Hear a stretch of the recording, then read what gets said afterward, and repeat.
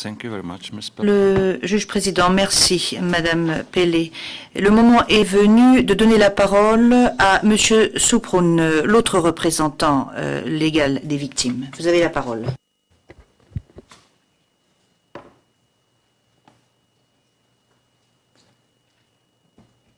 Monsieur le Président, Madame et Messieurs les juges, le procès qui s'ouvre aujourd'hui marque une page importante de la lutte contre l'impunité au regard des événements survenus sur les territoires de l'Ituri en 2002-2003. Événements constituant probablement l'un des chapitres les plus tragiques de l'histoire récente de la République démocratique du Congo. Jusqu'à ce jour, aucun responsable des atrocités commises en Ituri à l'échelle étendue, systématique et généralisée à l'encontre de la population civile n'a jamais été établi, condamné ni puni. Dans aucune autre affaire devant la Cour pénale internationale, les victimes n'ont attendu si longtemps que les mécanismes de la justice ne commencent à se mettre en marche, puisque dans la présente affaire, les victimes ont attendu la justice depuis plus que 12 ans. Les victimes des attaques contre la population civile, qui ont été autorisées à participer au procès dans la présente affaire, et que j'ai l'honneur de représenter devant cette honorable chambre, sont du nombre de 1862 personnes. Mais ce n'est qu'une partie infime de l'ensemble des victimes des événements tragiques qui sont survenus en 2002-2003 à Ituri, dans les localités telles que Mongvalu, Sayo, Kobu, Kilo, Bambou, Lipri, Nyangaray et dans les villages voisins. Les victimes que je représente témoignent toutes, à travers le récit des événements qui les ont touchés, de la nature particulièrement cruelle des crimes qui les ont accablés, mais également de leur caractère généralisé et systématique. En effet, des milliers de civils Lindou, Ngiti, Nandé, Bira, qui encore hier cohabitaient en paix aux côtés de ceux qui sont devenus leurs agresseurs, ont été sauvagement attaqués, agressés, abattus, torturés, violés, pillés, hommes et femmes, vieillards, enfants et handicapés, et ce sur la seule base de leur appartenance ethnique, sans aucune pitié ni aucune distinction du sexe ou de l'âge. Les victimes, qui comptaient un grand nombre de femmes et d'enfants, ont été tuées par balles, par flèches, ou à l'arme blanche, à coups de machette, de lance ou de bâton clouté. La plupart d'entre elles ont subi des mutilations. Certaines ont été décapitées et leurs têtes portées en guise de trophée au travers des localités visées. Les corps des victimes tuées ont été enterrés dans des fosses communes, d'autres brûlés. De nombreuses femmes et jeunes filles ont été enlevées et réduites en esclaves sexuels. Les biens des victimes ont été systématiquement pillés et incendiés. Les maisons des victimes, ainsi que de nombreux bâtiments, parmi lesquels des bureaux de la collectivité, des écoles, des églises et des hôpitaux ont été brûlés. Les victimes ayant survécu ont dû abandonner leur lieu de résidence pour fuir et se réfugier loin de chez elles pendant plusieurs années. Voici comment les victimes survivantes décrivent de façon générale les attaques des troupes de l'UPC-FPLC sur les différents villages en Ituri. Les troupes de l'UPC ont massacré des civils sur une base ethnique, traquant ceux qui cherchaient refuge dans la forêt, capturant et tuant d'autres personnes au barrage routier. Ils ont tué systématiquement tous les civils hindous, allant d'une maison à une autre. S'ils prenaient quelqu'un, ils lui demandaient quelle était sa tribu. S'ils n'étaient pas leurs ennemis, ils les laissaient partir. Ils tuaient ceux qui étaient hindous en leur annonçant sans crainte, honte ni pitié, pour que tout le monde l'entende. On va vous tous exterminer. Le gouvernement ne va plus vous aider maintenant. Les troupes de l'UPC utilisaient des grenades incendiaires et brûlaient les maisons dans lesquelles il y avait encore des gens. Il s'agit entre autres d'un incident à Koubou, relaté par de nombreuses victimes, et en particulier par la victime A-00291-13. Lorsque les personnes civiles hindoues ont été invitées par les militaires de l'UPC à venir à une réunion de réconciliation, et lorsqu'ils sont venus, ils ont été renfermés de suite dans une maison et brûlés vivantes, hommes, femmes et enfants, sans aucune distinction. Les victimes survivantes lors de l'attaque de Mongvalu en novembre-décembre 2002 ont relaté qu'il ne fallait pas être l'hindou à Mongvalu après l'arrivée des troupes de l'UPC, ou alors tous ceux qui ont été identifiés l'hindou ont été exterminés. Elles se souviennent d'un homme qui était en hindou et qui tentait de prendre la fuite. Il avait beaucoup d'enfants et il essayait de les porter. Les militaires de l'UPC lui ont tiré dessus. Il est tombé sur l'un de ses enfants et il est mort. Une autre image marquante dont les victimes se souviennent est celle d'une femme hindoue. Les militaires de l'UPC lui ont tiré dans la jambe. Il avait son bébé avec elle. Ils l'ont rattrapé pendant qu'elle essayait de ramper sur le sol. Ils l'ont découpé à la machette et ils l'ont tué. Ils ont découpé le bébé aussi. Les victimes qui sont rentrées à Mongvalu, Kobu, Kilo, Bambou, Lipri, après les attaques des troupes de l'UPC, relatent avoir fait état de nombreux corps, dans les rues parmi lesquelles il y avait eu leurs proches, ainsi que des tombes fraîchement creusées. Les victimes relatent en outre de nombreux cas de torture, de mutilation et même de cannibalisme. Les victimes de Kilo relatent que les militaires de l'UPC ont détenu des hommes, des femmes et des enfants supposés d'être hindous et les ont forcés à creuser leurs propres tombes avant de les tuer. Monsieur le Président, Madame, Monsieur les juges, toutes les victimes que je représente se disent satisfaites du fait que le procès dans la présente affaire va enfin débuter devant la Cour, bien qu'elles déplorent le retard considérable que la procédure a pris depuis les événements en cause. Les victimes sont conscientes du fait que le procès va être long et que le processus de la recherche de la vérité ne sera pas facile.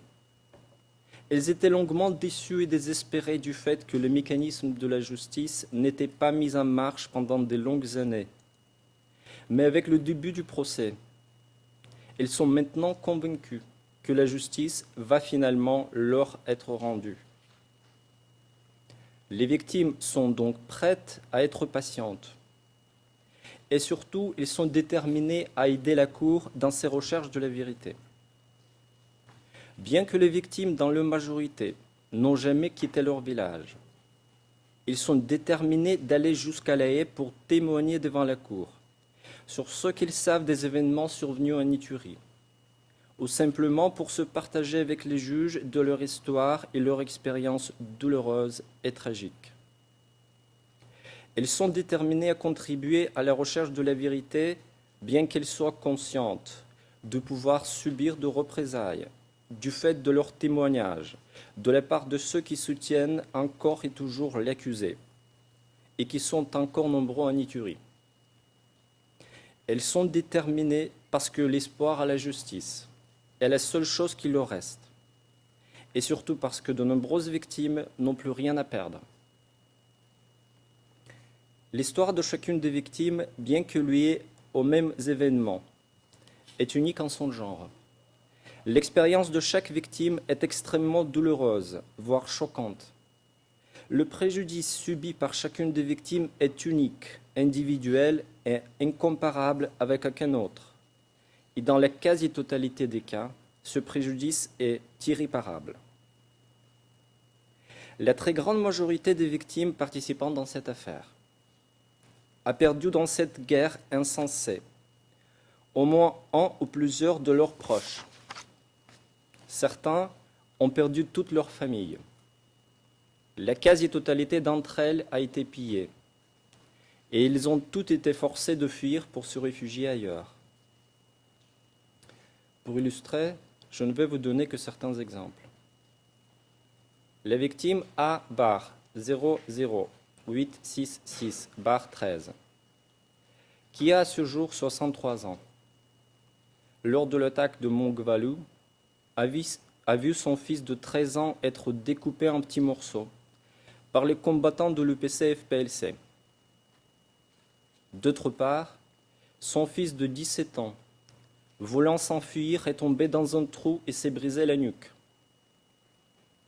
Comme si cela ne suffisait pas, sa femme, à la vue de tout ce qui est arrivé à ses enfants, choquée et désespérée, a été frappée par une crise cardiaque, à laquelle elle n'a pas survécu. Imaginez ce que peut être la vie d'un tel homme aujourd'hui. Voyez combien un tel homme peut être marqué à jamais. Car lui, il est marqué à jamais. Lui qui, dans sa jeunesse, avait acquis certains biens pour préparer sa retraite, s'est retrouvé dépouillé de tout ce qu'il avait et était privé de ceux qu'il aimait, du jour au lendemain. La victime A-00168-13 a perdu tous ses enfants lors de l'attaque de Kobo. Suite à ce choc, sa femme a fait un accident cardiovasculaire qui l'a laissé paralysé et depuis, il est contraint de tout faire pour sa femme. Et n'ayant plus d'enfants pouvant les seconder et les aider, ils vivent dans une extrême pauvreté. Du jour au lendemain, cette victime, tout comme sa femme, ont tout perdu et sont marqués à jamais. La victime A-00157-13 a vu ses 13 frères tués devant ses yeux à l'arme blanche par les soldats de l'UPC lors de l'attaque de Kobo. Quant à la victime A-00225-13, sa fille âgée de 22 ans a été enlevée, violée, mutilée et enfin tuée à coups de machette par les militaires de l'UPC. La victime a au total perdu 33 membres de sa famille. Sa maison a été détruite et tous ses biens pillés. La victime A-01117-13 a vu son frère enterré vivant après que ce dernier a dû creuser lui-même sa propre tombe. Monsieur le Président, Madame, Monsieur les juges, eu égard au nombre d'années qui se sont écoulées depuis les événements tragiques, les victimes n'éprouvent plus de haine aiguë envers l'accusé, ni envers leurs agresseurs, puisque de nombreuses d'elles ont réussi à apprendre à cohabiter en paix aux côtés de leurs ennemis d'hier. Les victimes n'éprouvent pas de sentiment de revanche ou de vengeance. Elles ne réclament qu'une seule chose, la justice. Plus que 2 ans après les événements, la grande majorité des victimes n'a pas réussi à se rétablir et à se reconstruire. De nombreuses d'elles vivent dans des conditions extrêmement difficiles, voire dans la misère. Certaines ont perdu le sens même de vie. Mais elles continuent de vivre, ou plutôt de survivre. Comme tout être humain s'accroche à la vie malgré tout. Les victimes ne sont pas prêtes à tourner cette page sanglante de leur histoire, puisqu'elles sentent encore ou toujours le sang entre leurs mains, sang de ceux qui leur étaient très chers. De nombreuses victimes sont toujours traumatisées et bouleversées. La quasi-totalité d'entre elles continuent à vivre dans l'angoisse, la peur et la souffrance, tout en espérant que des événements tragiques semblables ne se reproduisent plus, bien que la grande majorité d'elles n'aient plus rien à perdre. Les victimes des événements de 2002-2003 en Ituri ont besoin d'aide et d'assistance concrète et effective depuis plusieurs années. La situation humanitaire dans la région est très préoccupante. Cette situation est aggravée par les situations sécuritaires très instables qui règnent dans la région malgré un calme apparent. Ce qui pousse les missions humanitaires actuellement présentes en Ituri à ralentir, voire suspendre leur activité en attendant une certaine amélioration. Les incidents récents provoqués par les différents groupes de milices locales, qui commettent beaucoup d'exactions sur la population civile, contribuent davantage à l'insécurité au sein des communautés.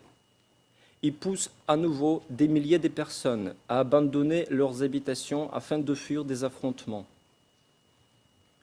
Un manque de l'autorité de l'État sur les régions, entendu comme la défaillance ou le dysfonctionnement de l'administration publique, contribue et contribuera à l'exacerbation de nouveaux conflits et ne fait qu'aggraver les situations humanitaires de ceux qui attendent en quelconque aide depuis des années. Martin Kobler, représentant spécial du secrétaire général des Nations Unies en RDC, cité par Radio Okapi au retour d'une récente mission en Ituri en date de 24 juin dernier, plaide pour la restauration de l'autorité de l'État. Et je cite, « La piste militaire est une chose, mais il faut restaurer l'autorité de l'État. On peut combattre contre le FRPI ou les autres groupes armés. Mais si on n'a pas les restaurations de l'autorité de l'État, de l'administration civile, des agents sécuritaires par là, alors ça ne va pas être couronné de succès. » Fin de citation. À ce jour, la pauvreté ne fait que s'accroître dans plusieurs familles des victimes des événements de 2002-2003 en Ituri.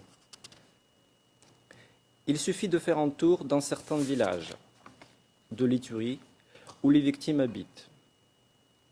On sent alors combien les victimes vivent dans des conditions précaires. Les petits-enfants ne sont presque pas habillés, sinon en haillons. Et plusieurs orphelins de cette guerre ne sont pas scolarisés. Les charges familiales des victimes survivantes font qu'ils demeurent dans un état permanent de stress, voire détresse. Ici, certains efforts avaient été, semble-t-il, employés pour venir en aide aux victimes. Ces efforts n'ont manifestement pas été suffisants pour pouvoir rebâtir des villages entièrement détruits et incendiés. Dans le village de Lipri, par exemple, l'église catholique du village, qui a été rebâtie après la guerre, n'a presque pas de chaises. Les quelques bancs qui se trouvent n'y sont bandes que de nom. Les fidèles se servent le dimanche des troncs d'arbres, à peine confortables pour s'asseoir, et les enfants se mettent à même au sol. Si déjà les fidèles, qui pour la plupart sont des victimes dans cette affaire, vivent dans une pauvreté extrême, n'ayant presque rien à manger, à plus forte raison, d'où leur viendraient ceux qui pourraient les aider à améliorer l'Église. Les revenus champêtres leur permettent à peine de se nourrir.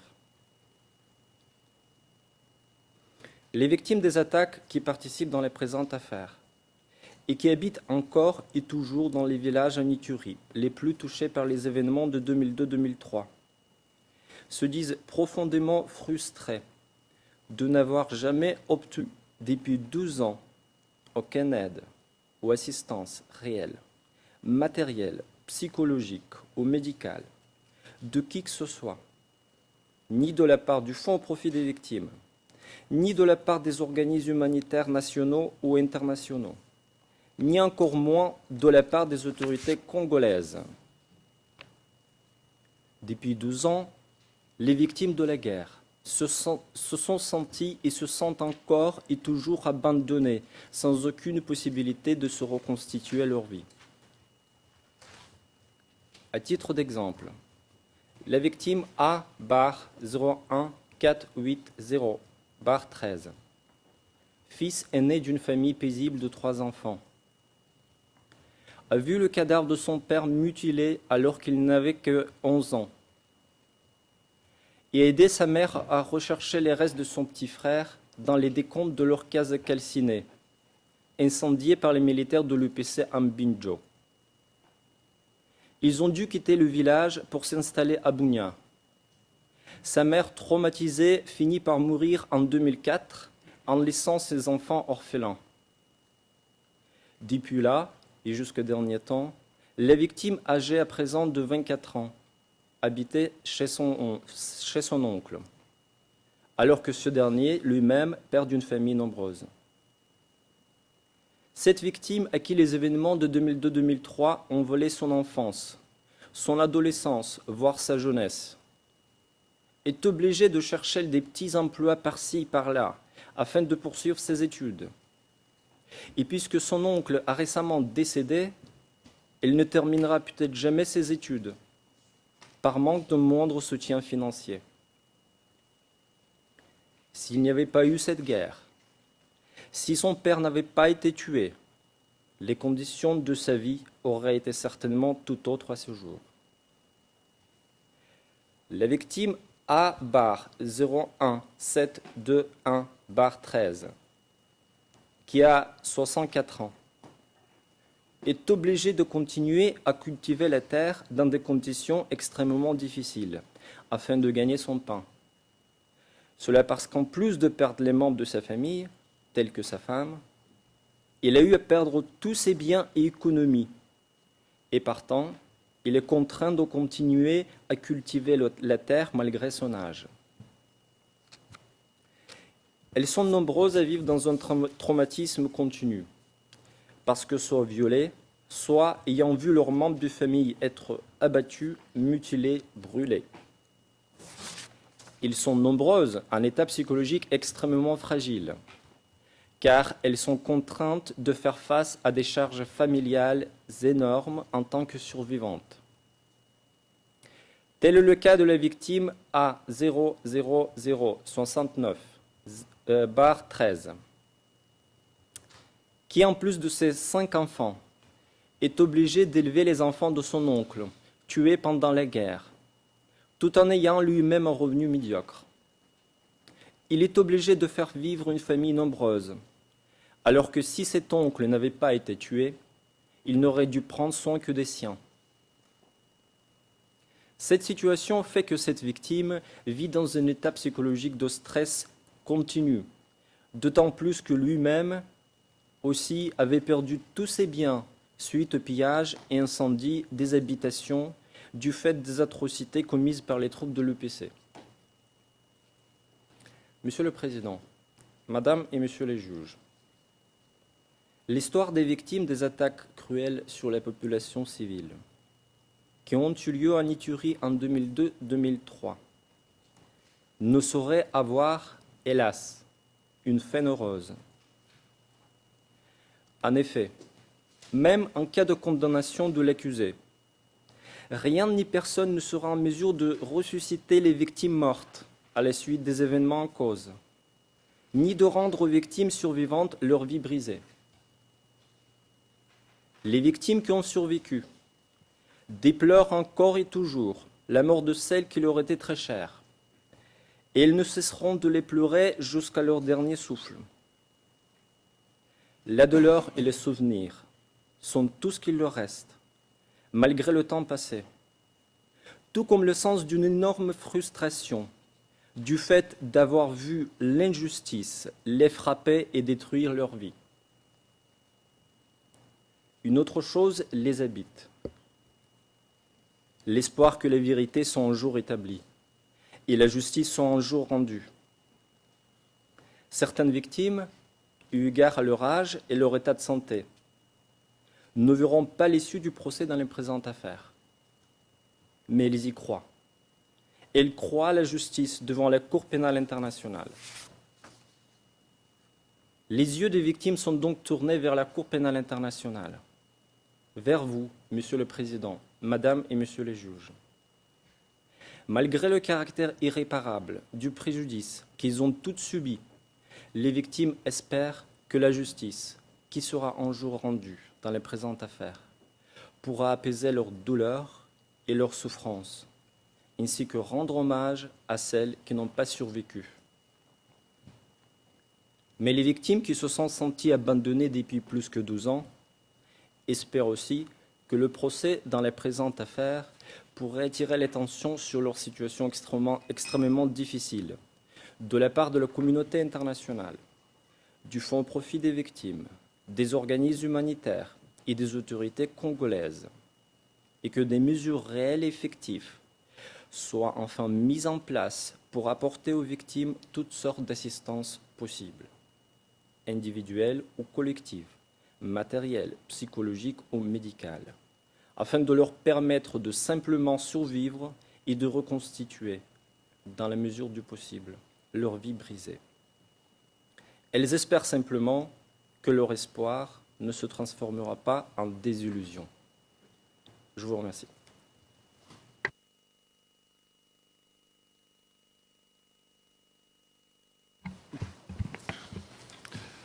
I thank very much. Le juge président, je remercie vivement les deux représentants légaux des victimes.